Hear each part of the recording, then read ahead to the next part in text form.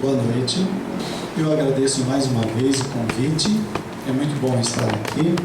É muito bom falar do Espiritismo. É uma bênção em nossas vidas, nos arrancando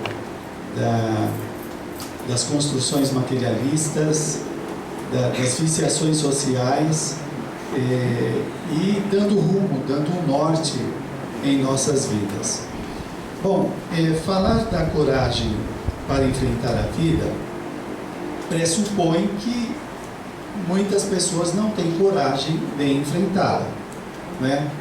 Pode ter vários motivos: os próprios problemas sociais, a complexidade da sociedade, a sociedade de um planeta de expiação e prova. Isso já faz uma diferença, não é?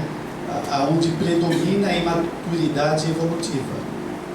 Então é óbvio que os padrões sociais, os interesses estão voltados mais para atender a interesses escusos, aos interesses das grandes indústrias, que muitas vezes nós acabamos alimentando este esquema todo, e nem sempre dá para a gente fugir, mas à medida que vamos nos conscientizando, a gente pode mudar. Quando nós reencarnamos e passamos pelo processo de socialização, nós incorporamos praticamente automaticamente os valores dessa sociedade materialista, como as crenças, convicções, superstições, os lazeres, tudo que faz parte dessa sociedade. E quando nós incorporamos esses valores, nós podemos nos identificar com eles, o que significa se fundir com esses valores. E quando isso acontece, nós perdemos o rumo da própria existência. De alguma forma, nós pautamos a existência em cima dessas propostas materialistas. E essa identificação com as questões materiais faz com que a vida material ganhe um status de realidade, como se esta fosse a única realidade, não é? E se assim nós pensamos, não tem saída. Nós temos que nos curvar a esses ditames sociais e seguir a vida, ou ser massificado, como diz a sociologia, a psicologia, né? Onde o indivíduo ele não tem a identidade própria. Agora, não é só isso, não é só o problema da sociedade. Nós, como seres imortais e multiexistenciais, nós já tivemos milhares de existências. A personalidade que somos, ou melhor, a individualidade, porque a personalidade se refere a esta existência, a individualidade que somos é uma somatória de muitas existências. E, obviamente, porque fomos criados simples e ignorantes, sem experiências, sem conhecimentos, e na trajetória evolutiva nós cometemos erros naturais, inerentes ao grau evolutivo que nos encontramos, e por falta de experiência, também nós aprendemos pelos acertos e erros, mas a falta de experiência faz com que os erros fiquem registrados dentro de nós, causando alterações na personalidade, psíquicas, né? Mas é interessante este processo evolutivo. Ao mesmo tempo que estas marcas impressionam a personalidade, com os transtornos, as doenças, os conflitos, digamos que estas dores, elas também são propulsoras evolutivas, porque a dor faz o indivíduo se mobilizar. Então, ao mesmo tempo que é desagradável, ela faz o indivíduo crescer. Por quê? Ainda nós não temos autoconsciência. Nós não temos ainda esta ampliação de discernimento, de consciência, para fazer essa trajetória evolutiva de forma mais construtiva. Então, nós ainda precisamos do sofrimento. Não é que fazemos apologia do sofrimento, mas é inerente à imaturidade evolutiva, né? Então, nós trazemos conflitos também, tanto de vidas passadas, como formamos nesta existência, os problemas sociais, a nossa relação com a sociedade extrafísica, que interagem com a nossa de forma muito estreita. E aí dá para ver, gente, eu acho muito bacana isso, o quanto o Espiritismo amplia a nossa visão da realidade. Enquanto isso, as ciências oficiais estão limitadas ao sensório, aos 5 sentidos, à materialidade, à vida única, a visão de que o ser humano é um corpo físico, perecível, né? Então é muito limite para entender o ser humano. E apesar disso, é claro que tem grandes contribuições super legais das áreas de conhecimento, ajudando aí na nossa transformação. Mas nós estamos caminhando para mudanças maiores. Nós não podemos esquecer, é até redundante o que eu vou falar, não é? Mas nós precisamos ser lembrados. Nós precisamos ser lembrados que nós somos imortais. É óbvio, né? Mas desculpa o que eu vou falar, tá? A Gestalt-terapia, o Gestalt-terapeuta Frederico Perls, ele fala que o neurótico não percebe o óbvio. Então, quando eu falei que é óbvio, depende. Será que nós percebemos que é óbvio? Será que nós desfrutamos, nós nos beneficiamos desse conhecimento? Nós ainda nos portamos como seres finitos, como seres mortais, que tem um começo, meio e fim. E nós, como espíritos eternos, não temos começo que conhecemos. Nós sabemos que fomos criados pelo nosso Criador, mas quando isso começou, não segue o esquema do corpo, né? Nós somos imortais.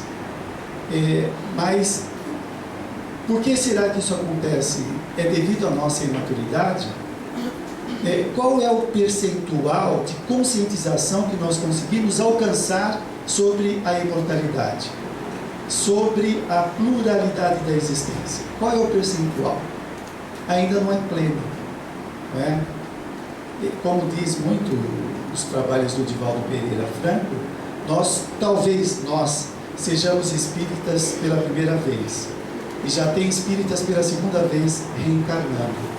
Eles reencarnam com mais convicção, com mais conhecimento sobre essas questões. São questões irrefutáveis para estas pessoas. Alguns de nós, infelizmente, ainda balançamos.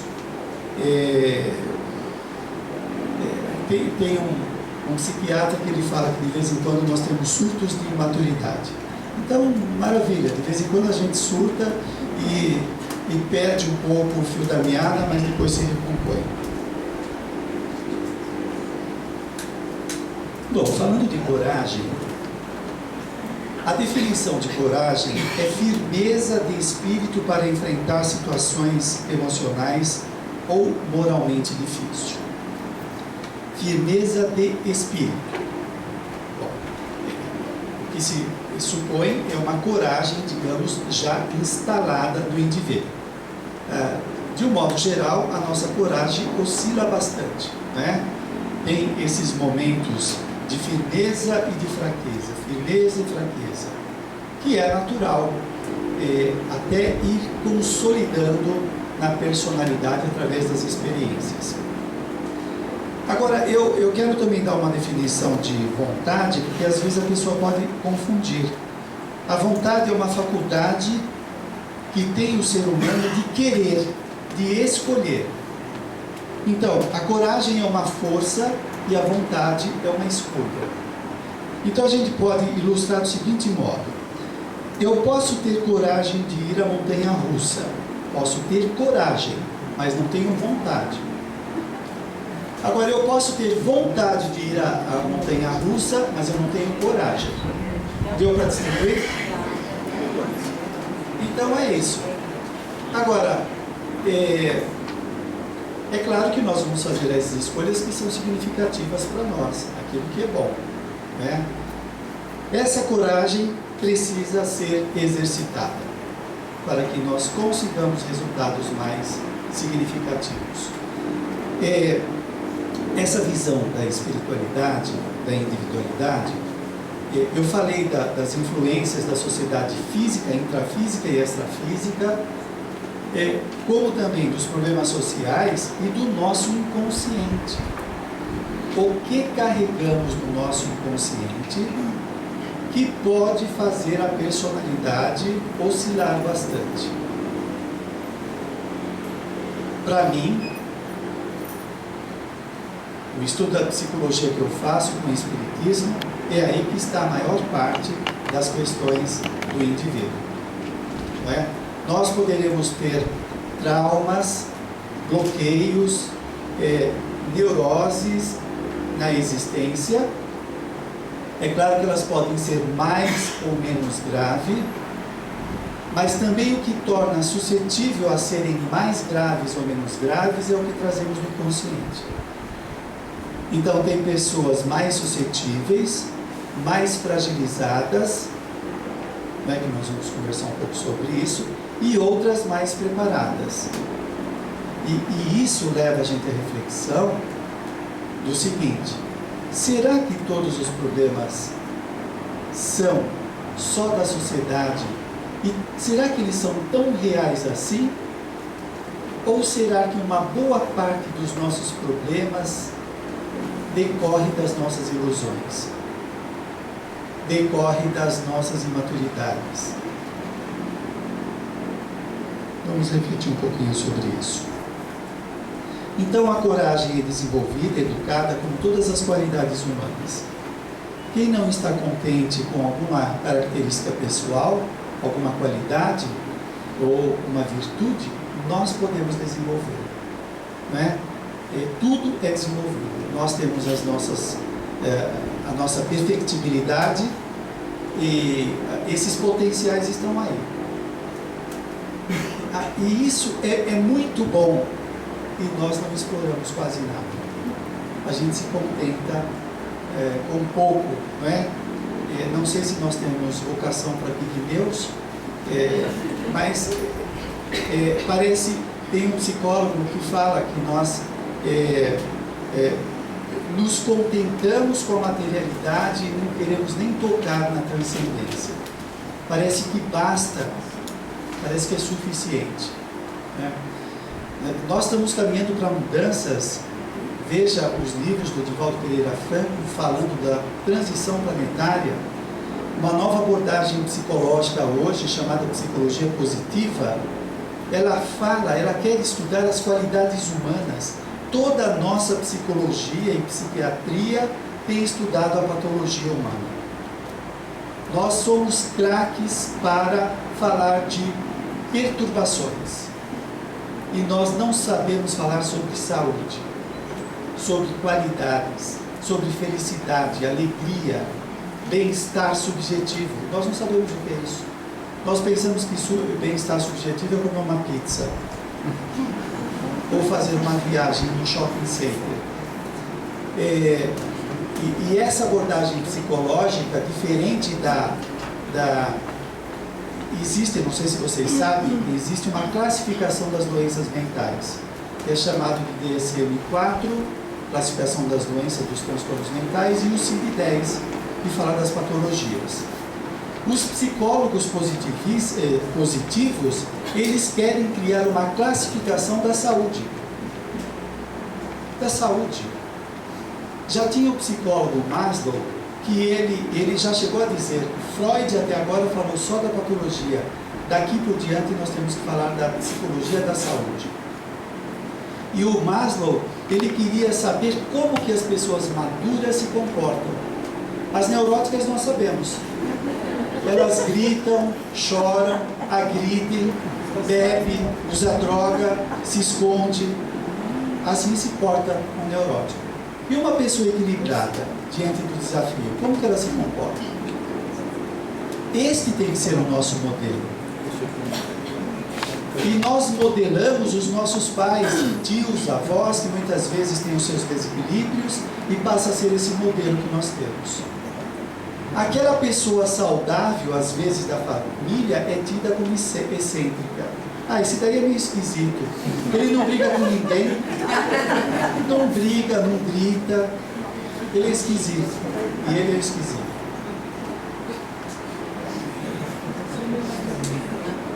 Então a gente tem que inverter. começar, e também não ter medo, porque assim, às vezes você é aceito socialmente com as excentricidades pessoais, né?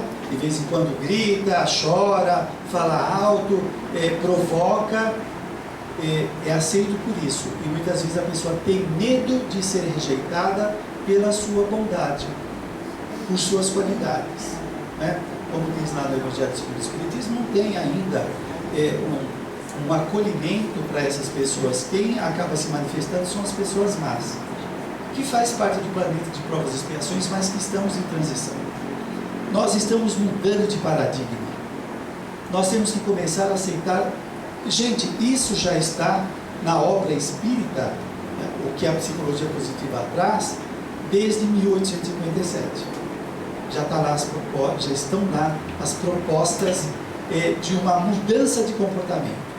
Então, quando o Espiritismo propõe a paciência, o amor, a fraternidade, a solidariedade, não é para ser bonzinho, é para ser equilibrado, é para ser maduro, não é para mostrar para os outros, para ver ou para ter aplausos alheios, não é isso, é para se equilibrar.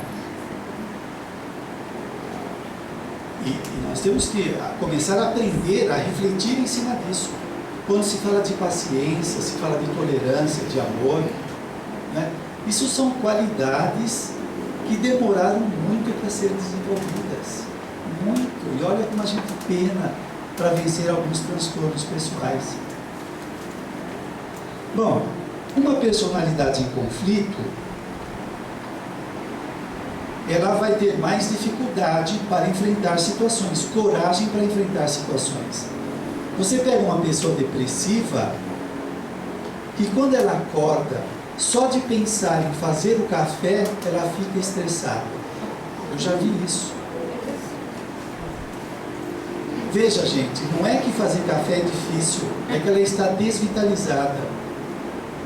Ela está doente, ela está sem forças. Aquilo parece uma coisa muito grande, que vai exigir demais dela, que pode dar um treco nela. Como que uma pessoa dessa tem coragem? Não tem. Precisa se tratar primeiro. Uma pessoa com medo, ela vê perigo em tudo. Então isso cai um pouco na reflexão que falei antes. Será que o mundo é tão ameaçador ou nós é que fazemos essa leitura? Uma pessoa com medo ou insegura, ela vê ameaça em tudo. E você pega isso um pouco exacerbado demais, você pega uma paranoia, o indivíduo tem uma paranoia que ele começa a ver perigo em tudo, perseguição, algo vai acontecer muito grave.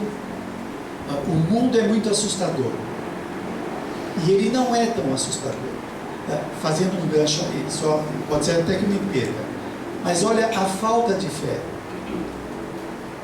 Falando desse mundo perigoso. As leis de causa e efeito regem os nossos destinos.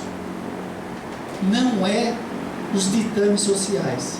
Nós não estamos à mercê da desordem social. Nós somos influenciados.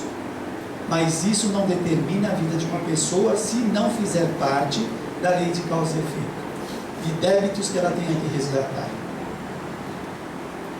Ora, se nós confiássemos mais em Deus, nós teríamos menos medo, mais coragem, sabendo que o melhor sempre vai acontecer.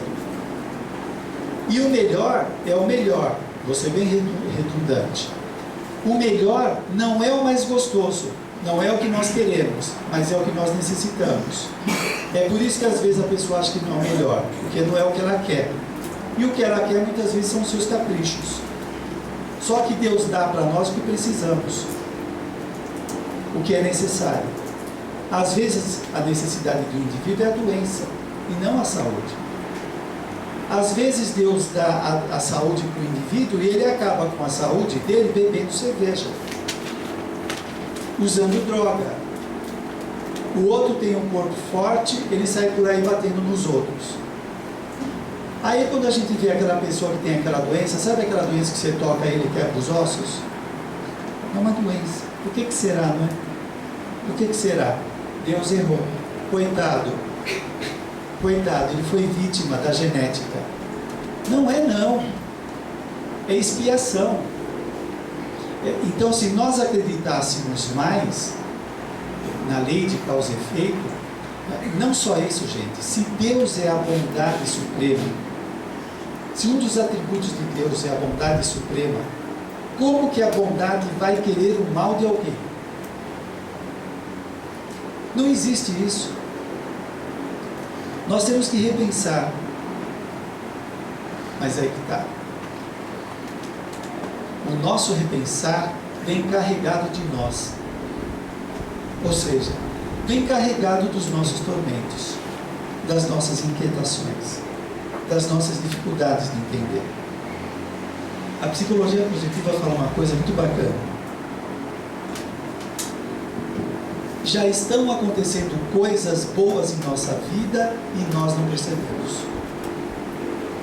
Nós estamos tão ligados com os problemas, com as perturbações, que nós não conseguimos degustar as coisas boas que já acontecem. Talvez a coisa boa que aconteça na sua vida é que ao sair daqui você tem para onde ir. É que ao chegar na sua casa você pode tomar um banho e pode até tomar um café. Mas os caprichosos, insaciáveis, quer sempre mais, obrigado, que é também um subproduto dessa sociedade materialista que convence as pessoas que a felicidade está no consumo. O indivíduo acredita que a felicidade é obtida através do consumo. Então ele faz shopping terapia, sempre para conseguir felicidade. Mas o que ele consegue é prazer. Enquanto ele está buscando isso, ele deixa de cuidar do que é mais importante. Então os tormentos vai massacrando essa pessoa. Os tormentos junto com essa proposta social que deixa o indivíduo alienado de si mesmo. Alienado. Então o que ele começa a fazer? Ele começa a seguir os padrões sociais, os modismos, o que todo mundo faz. É a tal da massificação. Cadê a sua proposta reencarnatória? Ele saiu da vida espiritual cheio de propósitos, fez treinamento na vida espiritual, porque o indivíduo treina muitas coisas que vai vivenciar, ele passa por uma série de entrevistas, é planejado da melhor forma por geneticistas, psicólogos, sociólogos, médicos, qual é a melhor condição para a reencarnação dele. E chega aqui, dá nisso. E as coisas boas que estão acontecendo, por causa desses caprichos, dessa insaciabilidade, da doença, da perturbação, o indivíduo não consegue desfrutar bem as coisas boas. E também um aprendizado social, nós aprendemos a ruminar as coisas negativas. Não aprendemos a pensar nas coisas positivas. Parece balela, parece utopia. Mas ficar pensando em Deus, ficar orando, pensamento positivo, eu sou realista. Com uma úlcera do estômago desse tamanho, com o realismo dele, E daqui a pouco vai aparecendo os subprodutos do realismo, o ABC e companhia. Então nós temos que repensar isso daí. Bom,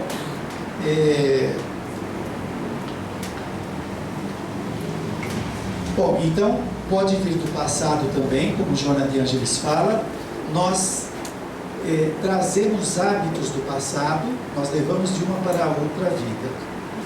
Então, em vez de pensar no hábito do passado, vamos pensar no presente. Quais são os hábitos que você tem hoje na sua vida que já que fazem parte da sua personalidade? Se eles são saudáveis, bacana.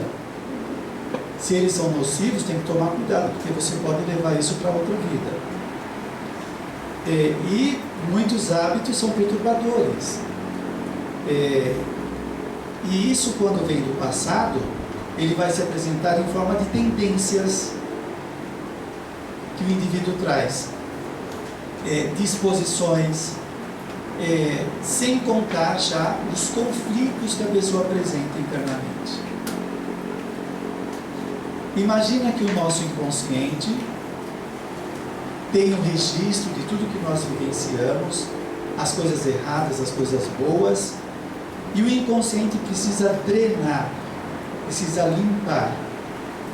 E de vez em quando o inconsciente drena, manda um pouco desse material para o consciente, a gente se perde. Aí vem aquelas angústias, falta de sentido na existência, apreensão, medo de que alguma coisa vai acontecer, a sensação de que as coisas não vão dar certas. Isso são conta-gotas do inconsciente para o consciente. Imagina saber tomar contato com todo o passado. Como André Luiz diz no sinal verde. Nós contraímos os débitos no atacado e pagamos no varejo. Esse varejo é essas gotas que vêm do inconsciente para o consciente. E quando vem, precisa ser trabalhado. Precisa ser trabalhado. Às vezes vem uma angústia, o indivíduo afasta a angústia com bebida, com esporte. Bom, esporte pode ser até para tirar assim, energia, mas tem que enfrentar aquela angústia, ou aquele medo, aquela insegurança. Às vezes os nossos sentimentos ficam mais inamistosos com alguém que faz parte do passado. De repente uma raiva brota, fica muito forte, e aí aparecem os obsessores. Então, olha como a gente tem que estar atentos. Agora, isso é resultado do que nós construímos anteriormente, e assim, é uma imagem do que nós fizemos, de quem nós fomos. Mas o legal disso daí, como diz Allan Kardec na Gênese, é que nós podemos mudar. Nós somos construtores do nosso destino. A gente pode dizer que o nosso destino já começou, o nosso futuro já começou. Já começou, porque os nossos padrões de comportamento não mudam facilmente. Nós poderemos ter padrões de comportamento que são seculares ou milenares. Quer ver um padrão milenar, que todos nós já fizemos parte? É a belicosidade. Todos nós fizemos parte de guerras, de perseguições, invasões, etc. Aliás, essa era uma profissão muito honrada no passado, de ser um soldado, não é? Então, isso está entranhado ainda em nós. O Jesus Gonçalves, ele foi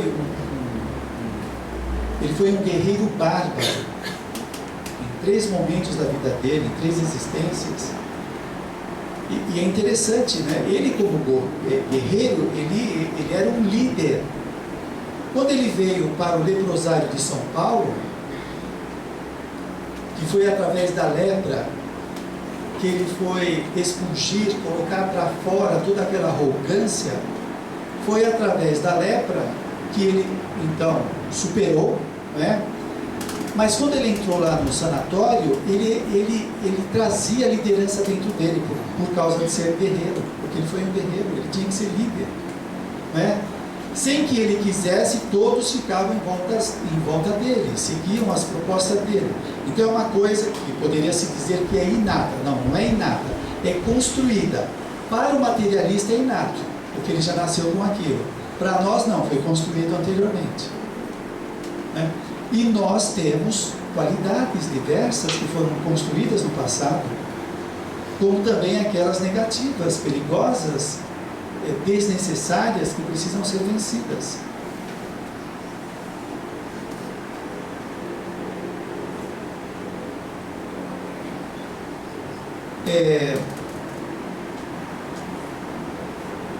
Algumas pessoas, quando têm algumas dificuldades, tormentos, conflitos, às vezes elas querem romper com isso. A gente poderia dizer aí que tem um percentual de coragem para querer sair dessa situação limitadora da vida. É complicado dizer que aí tem a coragem, porque é mais um comportamento reativo, do que uma qualidade construída, que não depende da reação. Né? Porque esse comportamento reativo vem de conflitos interiores, de restrições que nós trazemos internamente. E a coragem é uma qualidade, é diferente. A coragem do indivíduo é sempre avaliada pelas suas resistências morais, diz Joana de Ângeles. Pelas resistências morais, não é pela bravura ou pela agressividade, etc. Mas resistências morais.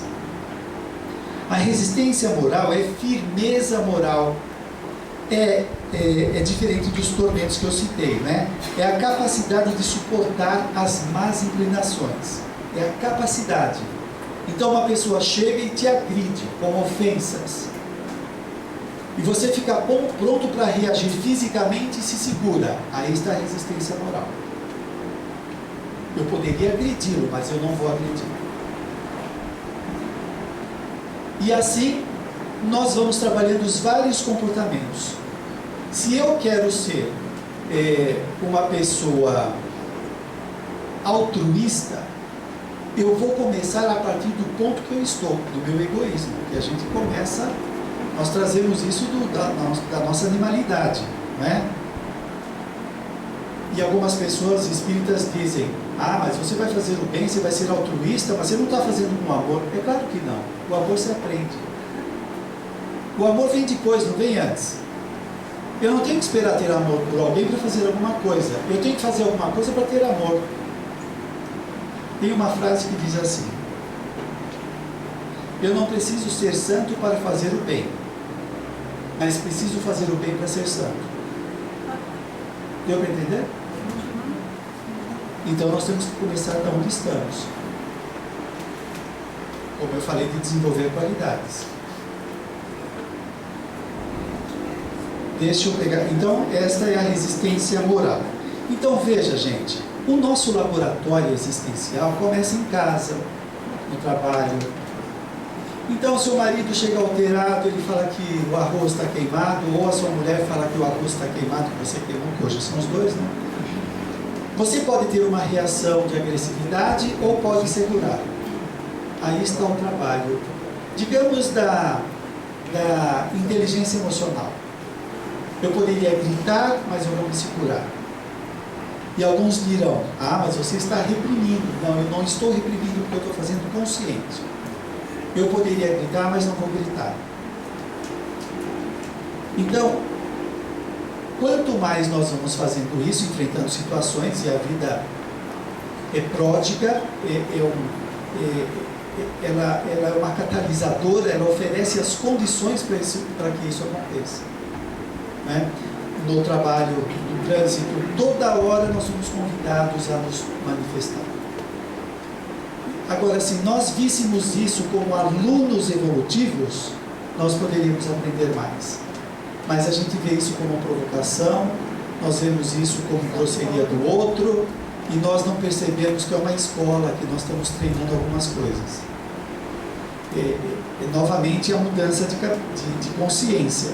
Sair desse modelo patológico e conquistar um modelo mais, um paradigma mais concernente ao nosso estado evolutivo, essas mudanças que estão acontecendo. Bom, se há debilidade de forças interiores, o sofrimento e os desafios da evolução causam-lhe fortes transtornos emocionais. Então está aqui. É debilidade de forças do indivíduo. Então você encontra dois funcionários. Os dois levam bronca do presidente da empresa, do diretor. Né? Vocês atrasaram o relatório, vocês são incompetentes. Um olha para o diretor e fala: tá bom, não vou deixar mais isso acontecer, vou dar uma volta por cima. O outro fica depressivo. Sai de lá, vai para o boteco, enche a cara, briga com todo mundo. As respostas foram diferentes para o mesmo estímulo. Por quê? Por causa das fragilidades internas. Não é a situação em si que vai causar uma resposta, mas é o que temos dentro de nós. Jesus foi provocado por quantos? Os benfeitores que vão fazer socorro nos umbrais, nas trevas, eles são ameaçados constantemente, eles são cercados. Imagina se eles vão dar trela. No livro Obreiros da Vida Eterna, há um ataque das trevas na casa transitória, e André Luiz está participando uma das primeiras vezes do evento, e um dos espíritos começa a provocar, e o André Luiz fica indignado, ele quer bater boca com o espírito. Aí o benfeitor fala: André, para, porque ele é técnico em ironia. Se você começar a dialogar com ele, você vai se perder, você vai entrar na dele. O cara é técnico, ele é treinado em ironia. Como tem aqueles que treinam hipnose. O André Luiz fala com um obsessor, num dos livros dele. O obsessor fala, os treinamentos que ele teve de obsessão é uma aula muito boa de hipnose. É incrível. Bom, então nós temos que cuidar dessas debilidades. Então, digamos que você queira criar coragem para enfrentar alguma coisa bacana, deve treinar, deve se mobilizar para isso. Mas se nós não resolvermos as coisas internas, talvez nós despendemos mais energia. Será um pouco mais difícil, né? Então, eu quero ser corajoso, mas eu sou inseguro. Fico meio, né? O que eu faço? É uma coragem assim não muito consistente, né? É mais discurso do que realidade. E às vezes parece mais fácil, né? Querer romper com algumas coisas, conquistar outras e não resolver os problemas internos. E é aí que mora a coisa. A Laura e o marido dela, no livro Nosso Lar, fizeram uma memória de 300 anos de memória integral. 300 anos de memória integral. De posse dessa memória, eles foram saldar as dívidas deles que eles tinham com o planeta. Isso quer dizer o que, gente? A psicologia precisa entender isso daí. As áreas, o conhecimento humano, o saber humano precisa conhecer isso. Quando eles vão resgatar esses débitos, digamos que eles vão ser menos neuróticos, eles vão se tornar mais equilibrados. Por quê? Porque eles vão tirar tormentos de dentro deles.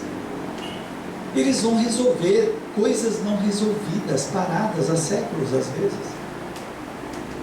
Então, eu costumo dizer, tá? Cá com os meus botões.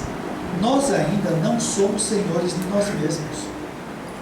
Não somos. De vez em quando a gente acha que sim, a gente decide uma coisa ou outra, mas nem sempre nós temos muita consistência. Eu falei dos hábitos do passado. Quantas pessoas são conduzidas pelos seus hábitos passados e não percebem?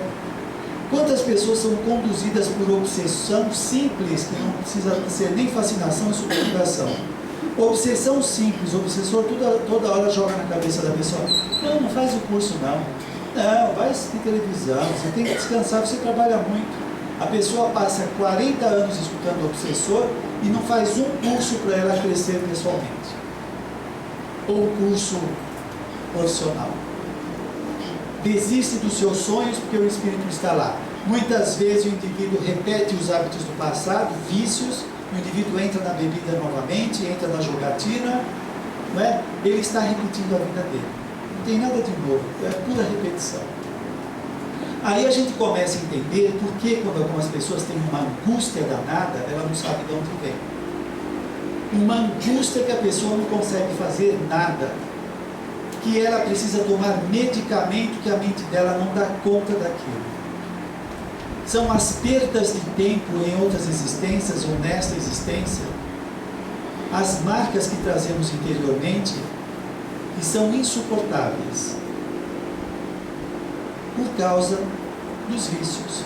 Ah, mas todo mundo faz. Ah, mas isso é normal. Ah, mas... E a gente vai indo e deixando de fazer o que precisa fazer. Eu já falei isso aqui da outra vez, eu gosto de repetir, porque infelizmente muitas pessoas não estudam bem o André Luiz. E também o que eu vou falar para vocês talvez seja motivo de insônia. Se você tiver insônia, é uma boa insônia, para reflexões edificantes. No livro Missionários da Luz, o Espírito Manassés, ele fala dos completistas. Os completistas são aqueles que completam que conseguem cumprir a sua existência 100% do que foi programado na vida espiritual. Ele fala que a maioria falha de 50% a 75% do que programou. Falha, simplesmente falha. Dá para dormir assim? Agora, a gente pega, aí que está, às vezes a gente pega parâmetros errados para nos avaliar. A gente pega um parente, um amigo que não faz nada, o pouco que a gente faz parece muito. O indivíduo faz um negocinho de nada, né? Um pouquinho, e ele já se acha santificado, já se acha uma pessoa muito... eu sou uma pessoa muito boa. Eu vou uma vez por semana no centro, fica meia hora lá, ajuda as pessoas. Qual é o modelo que ela tem? Esse é o problema, esse modelo patológico da sociedade, ele enlouquece, ele aliena a pessoa. O modelo de homem integral dito por Joana de Ângeles é Jesus. Nós temos dois completistas bem característicos, que é Divaldo Pereira Franco e Chico Xavier. Estes são completistas. Mas aí nós poderíamos dizer, mas quem sou eu perto do Chico Xavier? Você. Quem é você? É você. O Espiritismo não está dizendo para você ser igual ao Chico e ao Divaldo, está pedindo para ser você. O problema é que nós muitas vezes deixamos de ser nós, porque seguimos padrões sociais, ou seguimos os sonhos dos nossos pais com relação à nossa vida. O filho queria ser pintor, o pai queria que ele fosse ser engenheiro, aí ele foi fazer engenharia. Ele não está seguindo o sonho dele, a vocação dele. O indivíduo, imagina o seguinte, gente, o indivíduo fica, não pensa que o treinamento reencarnatório é coisa de meia hora. Tem um livro chamado Reencarnação Divina Bênção, mostra um caso lá de 26 anos de programação, de treinamento de reencarnação. E os missionários a gente sabe que são, às vezes, séculos de preparação. O indivíduo passa 10 anos, 20 anos, 30 anos treinando a ser um bom engenheiro, um advogado, aí o pai quer que ele vai ser outra coisa. Como que o pai sabe da vocação dele? Quem sabe é ele que foi treinado, não foi o pai. E às vezes vai ser uma pessoa frustrada, isso daí pode trazer às vezes uma angústia de um sonho irrealizado.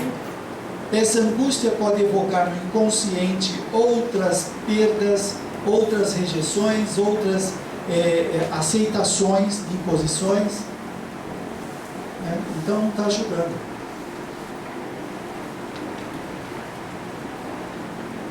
Nós temos até 10 minutos.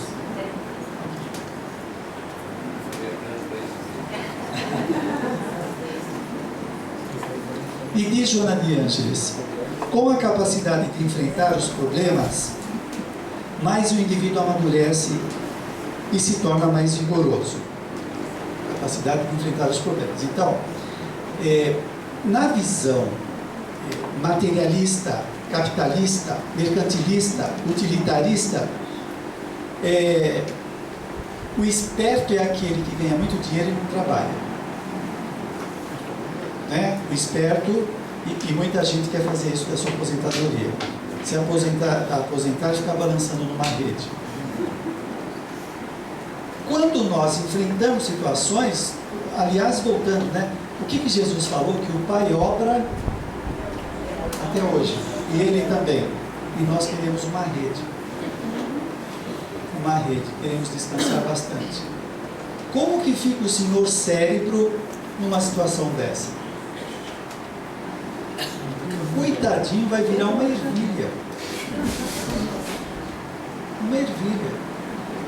Como diz a benfeitora, esta capacidade de enfrentar os problemas mais amadurece o indivíduo. Mais amadurece. Mais capaz, mais ferramentas ele vai tirando de dentro dele. É, é claro que essa evolução, que esse crescimento vai trazendo outros estados mentais diferentes desses estados das fragilidades, dos tormentos, que nos machucam, que nos faz sofrer. Quanto mais nós crescemos, mais nós entendemos a vida. E nós vamos despertando energias, estados de compreensão que o nosso intelecto não consegue alcançar. Você vai falar com um materialista de estado de êxtase, de estado elevado de consciência, não é? Ele tenta alcançar isso pelo intelecto. Aí com o intelecto, o que ele faz? Ele constrói uma imagem, uma fazenda, um barco, é isso que ele consegue conceber. Mas não é coisas. O espírito começa a vibrar de modo diferente. Ele começa a produzir energias desconhecidas. André Luiz, no segundo livro dele, Os Mensageiros, quando ele já tinha aceitado que a mulher dele tinha se casado com outra pessoa que o angustiava, quando ele deixou essa situação, ele fala que começou a assimilar energias espirituais.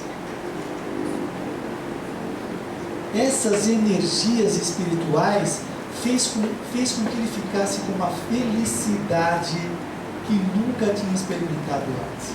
Uma compreensão sem igual. Eu não sei se você já percebeu. Bom, primeiro que aqui a energia do centro espírita é preparada. O fato de estar aqui, nós já nos beneficiamos. São energias que nos desintoxicam, que alimentam a nossa vitalidade, uma série de coisas. Eu não sei se você já percebeu, às vezes você vai na casa de um parente, ou de um amigo, ou no trabalho, e você fica naquela convivência, às vezes um dia, 2 dias, e sai de lá pesado, com dor de cabeça, ou parece que você está uma semana sem dormir. Isso é assimilação de energia material. A energia material deixa a gente confuso, deixa a gente com a mente obnubilada. Nós perdemos a lucidez. É questão de energia. A pessoa que é sensível, quando entra para tomar passe, se ela conseguir assimilar, ela sai de lá esperançosa, sentimentos elevados, esperançosa, confiante, alegre. Então, isso daí é produto de energias que nós ainda não alcançamos. Joana de Ângeles fala que a Madre Teresa de Calcutá, na obra dela, teve um período que ela pensou em desistir. Porque, apesar de ela estar fazendo bem, ela não sentia a presença de Deus nas suas orações e nos seus afazeres. Não sentia. Sabe o que era? Joana de Ângeles disse: ela trazia graves débitos do passado e os débitos não deixavam ela sentir essas energias elevadas. Quando nós não sentimos os efeitos da prece, deve ter algum motivo. É muito comum o espírita falar isso: ah, mas eu rezo, não sinto nada. A sua reza já está fazendo alguma coisa, já está ajudando, já está diluindo alguma coisa. Agora, desfrutar dessa bem-aventurança precisa ter mérito. A gente estava falando de alguma coisa da música elevada. Existem estados elevados que nós não suportamos. Não suportamos. Muita euforia deixa o indivíduo pirado. Tinha um filósofo brasileiro chamado Berto Roden, que algumas pessoas devem conhecer, que quando ele desencarnou, ele queria conhecer várias personalidades, e ele foi conhecer o Alberto Schweitzer, lá na África. E o Alberto Schweitzer estava fazendo trabalho de musicoterapia com desencarnados da África, desequilibrados. Musicoterapia. E o Berto Roden viu, se interessou, achou interessante uma pessoa usando aquilo lá, e ele quis colocar nele. E o benfeitor falou, coloca, mas não pode ser de muita harmonia. Ele falou lá de uma classificação. A hora que ele colocou aquilo para escutar, ele não suportou e tirou do ouvido. Ele não suportou a harmonia. Mas isso não é difícil de ver na literatura espírita. Quem já leu o irmão Jacó? Quando ele vai receber lá a visita, me parece que é do Bittencourt Sampaio, não sei se é ele, esse espírito vem de uma região superior, o irmão Jacó não suporta a luminosidade, o bem-estar daquela situação. É interessante esse contraste, que as luzes do outro parece que faz o indivíduo perceber mais ainda os seus erros, os seus equívocos, e a culpa fica daquele tamanho. Ele não suportou a harmonia. Então, nem sempre quando a gente não sente, não quer dizer que não esteja acontecendo alguma coisa. O Espiritismo explica. Talvez nós temos que nos exercitar mais, e aí entra a questão mais importante, que é a moral. Não é só o conhecimento, é a moral, é a nossa conduta, é o nosso respeito pelo outro. É aí que a coisa, digamos, alavanca, e não só no conhecimento. Bom, nosso tempo está acabando.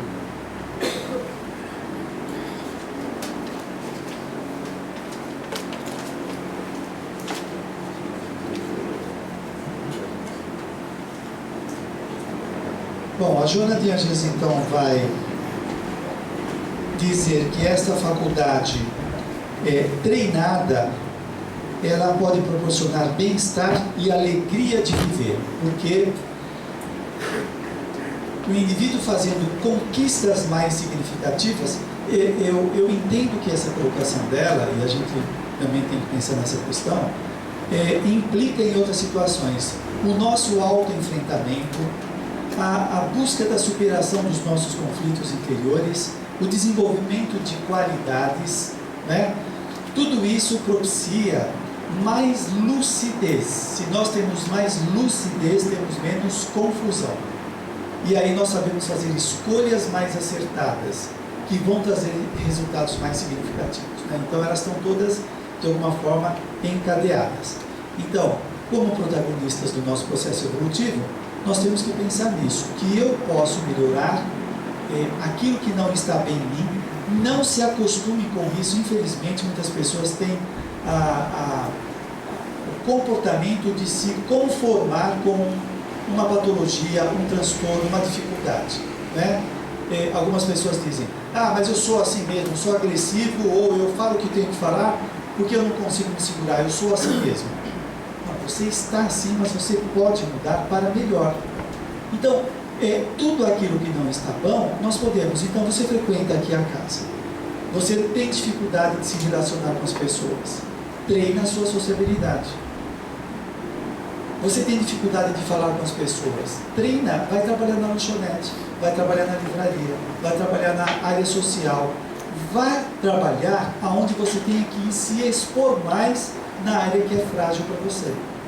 E é o exercício continuado que vai trazendo segurança, confiança, para conseguir, vencido aquela dificuldade, desenvolver outras qualidades. A nossa proposta é essa. Joana de Ângeles deixa bem claro isso.